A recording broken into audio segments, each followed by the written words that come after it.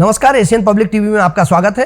देश में क्या राजनीतिक खबरें चल रही हैं, क्या हलचल है, उस पर हम आपको अपडेट कर रहे हैं। दिल्ली से खबर है, मंत्री आतिशी मरलेना ने प्रेस कॉन्फ्रेंस का दावा किया, मेरे एक बेहद करीबी के माध्यम से मुझे भाजपा ज्वाइन करने के लिए अप्रोच किया गया है। मुझसे कहा गया है कि आप अपना पॉलिटिकल करियर बचा लीजिए या फिर जेल जाने के लिए तैयार रहिए। आतिशी ने कहा, मुझे बताया गया है कि आने वाले कुछ ही दिनों में मेरे और मेरे रिश्तेदारों के घर में ईडी की रेड होगी। उसके बाद हम सब लोगों को सम्मन भेजे जाएंगे। उसके कुछ ही समय बाद हमें गिरफ्तार किया जाएगा। मेरे अलावा आप सांसद राघव चड्ढा, सौरभ भारद्वाज, दुर्गेश पाठक को भी गिरफ्तार करने की तैयारी है। आतिशी ने कहा, ईडी ने कल कोर्ट में उनका और सौरभ भारद्वाज का नाम लिया।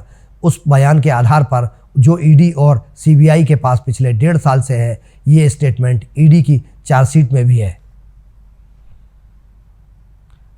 नागरिकता संशोधन कानून पर केंद्र सरकार सुप्रीम कोर्ट में जवाब दाखिल करेगी। कोर्ट ने 19 मार्च को सुनवाई करते हुए केंद्र सरकार को 3 हफ्ते के अंदर जवाब दाखिल करने का आदेश दिया था। बेंच ने कहा था कि हम केंद्र सरकार को स्टे पर जवाब देने के लिए 2 अप्रैल तक का समय दिया है। उस पर 8 अप्रैल तक याचिकाकर्ता अपनी बात रख सके। इस तरह हम 9 अप्रैल को अगली सुनवाई होगी। सीए के खिलाफ 237 याचिकाएं दायर की गई हैं। इन याचिकाओं में से 20 में कानून पर रोक लगाने की मांग की गई है।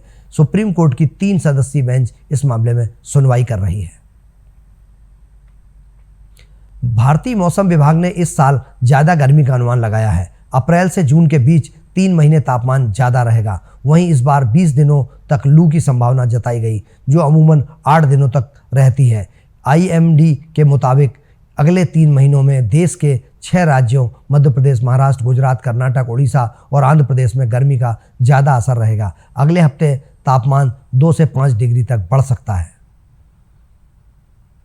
राजस्थान में किडनी लीवर तस्करी के बड़े रैकेट का भांडाफोड़ हुआ है। दरअसल ACB एंटी करप्शन ब्यूरो ने जांच के दौरान यह खुलासा किया है कि सवाई मानसिंह हॉस्पिटल में अंग प्रत्यारोपण को लेकर फर्जी NOC दी जा रही है, जिसमें एवज में लाखों करोड़ों रुपए लिए गए। यह खुलासा तब हुआ जब अंग प्रत्यारोपण के लिए बनाई गई डॉक्टरों की टीम की बैठक के बिना ये 8 महीने में ट्रांसप्लांट किया जा रहा था, जिसके बाद अब ACB ने सहायक प्रशासनिक अधिकारी गौरव और EHCC अंग प्रत्यारोपण कोऑर्डिनेटर अनिल जोशी को NOC जारी करने 70,000 रुपये लेते रंगे हाथों पकड़ लिया। वहीं ACB ने दोनों के घरों में छापामारी के दौरान 150 फर्जी सर्टिफिकेट भी बरामद किए, जिसमें 35 सर्टिफिकेट देना बाकी था। सर्टिफिकेट नेपाल और बांग्लादेश के लोगों का भी पाया गया है।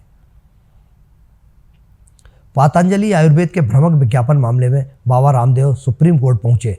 पिछली सुनवाई के दौरान सुप्रीम कोर्ट ने नोटिस का जवाब दाखिल नहीं करने पर बाबा रामदेव और पतंजलि के MD आचार्य बालकृष्णन को फटकार लगाई थी। 2 अप्रैल को पेश होने का निर्देश दिया था। हालांकि कंपनी ने इस मामले में कोर्ट से अपनी गलती पर बिना शर्त माफ़ी मांगी थी और कहा था कि वो भ्रामक विज्ञापन नहीं दिखाएंगे। केस की सुनवाई जस्टिस हिमा कोहली और एहसानुद्दीन अमानुल्लाह की बेंच ने इस मामले में सुनवाई कर रहे हैं। रामदेव की ओर से सीनियर एडवोकेट बलबीर सिंह दलीलें रख रहे थे। नेशनल खबरों में फिलहाल इतना ही। एशियन पब्लिक टीवी पर आप बने रहिए। मुझे दीजिए इजाजत। नमस्कार।